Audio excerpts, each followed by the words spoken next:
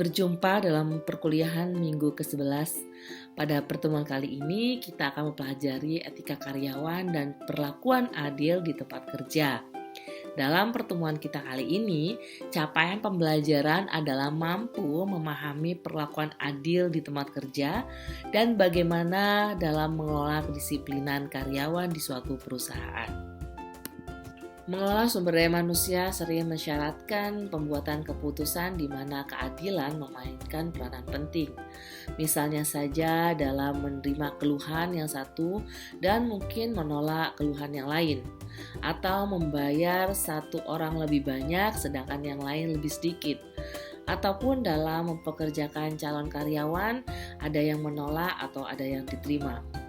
Bagaimana para karyawan bereaksi pada keputusan itu tergantung pada sejauh mana mereka pikir keputusan dan proses yang mereka terima adalah adil.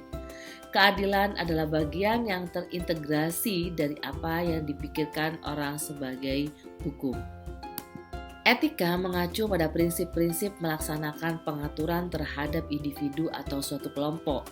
Keputusan-keputusan dalam etika selalu mengacu pada yang pertama adalah penilaian normatif yang berkaitan dengan baik atau buruknya. Yang kedua adalah melibatkan moralitas, yaitu perilaku yang diterima oleh masyarakat. Moralitas berkaitan dengan perilaku benar atau salah. Sedangkan hukum bukanlah pedoman terbaik dalam hal etika, karena sesuatu bisa saja sah tapi tidak benar, dan sesuatu bisa saja benar tetapi tidak sah. Dan menurut saudara, apa sebenarnya yang membentuk perilaku etis saat bekerja? Nah, tugas pertama dari seorang manajer adalah memahami apa yang membentuk perilaku etis dan kemudian mengambil langkah-langkah nyata untuk memastikan bahwa para karyawan membuat pilihan-pilihan yang etis. Nah, faktor-faktor yang membentuk perilaku etis itu apa saja? Yang pertama adalah faktor perorangan, yang kedua adalah faktor keorganisasian, yang ketiga adalah pengaruh dari atasan, selanjutnya yaitu aturan hukum dan kebijakan etika, dan yang terakhir adalah budaya organisasi. Di bawah ini akan kita jelaskan mengenai faktor-faktor tersebut. Yang pertama adalah faktor perorangan. Orang yang membawa nilai-nilai apa yang mereka anggap benar dan salah dalam pekerjaan mereka. Setiap individu harus menanggung beban untuk pilihan etika yang dibuatnya. Yang kedua adalah faktor keorganisasian. Berada di bawah tekanan untuk memenuhi jadwal yang penuh tekanan adalah faktor pertama yang menyebabkan pelanggaran etika.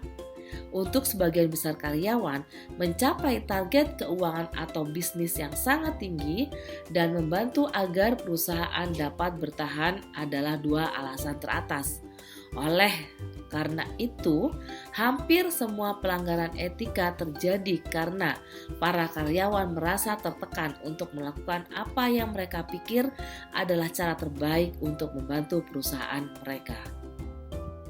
Faktor selanjutnya yang mempengaruhi perilaku etis adalah pengaruh dari atasan.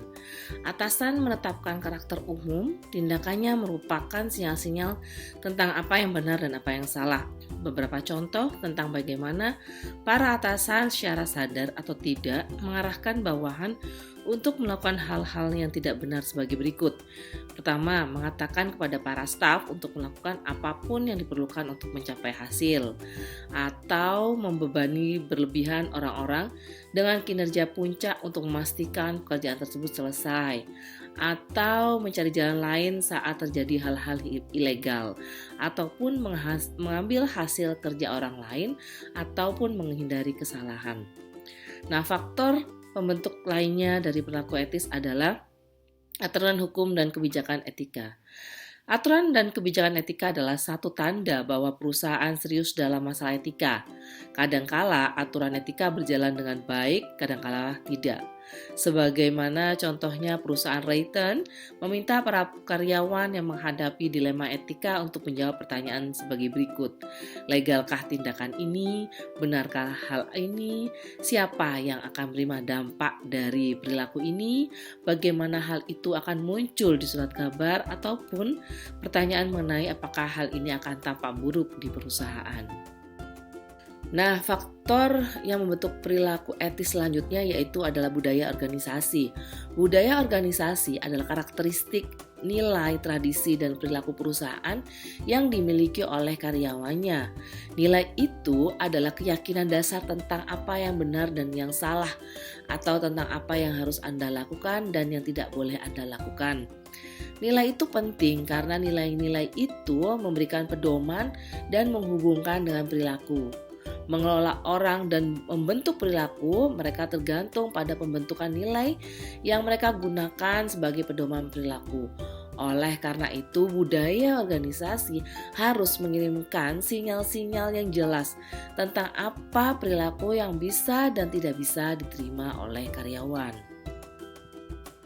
Bagaimana peranan dari MSDM dalam meningkatkan etika dan perlakuan yang adil?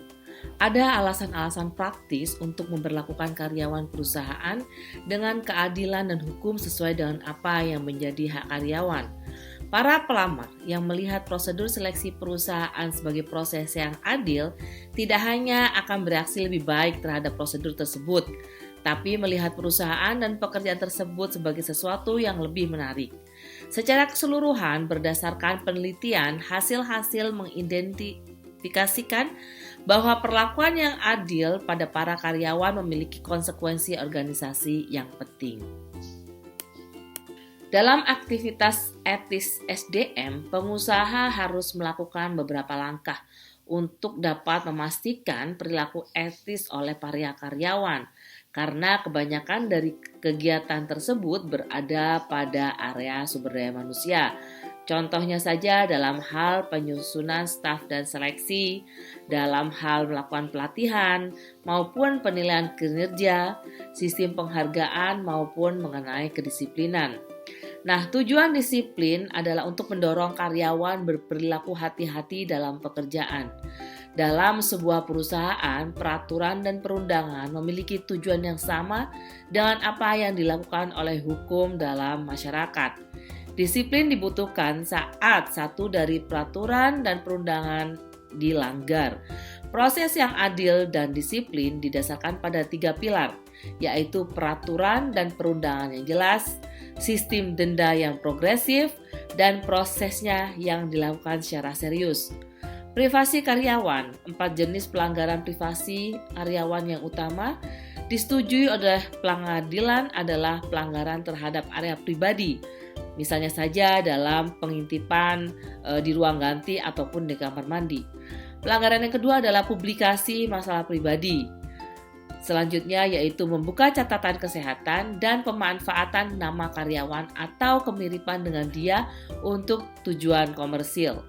Demikianlah pembahasan pada pertemuan ke-11 yaitu mengenai etika karyawan dan perlakuan adil. Apabila ada penjelasan yang kurang dipahami, dapat dilakukan diskusi melalui forum. Tetap semangat belajar ya. Terima kasih.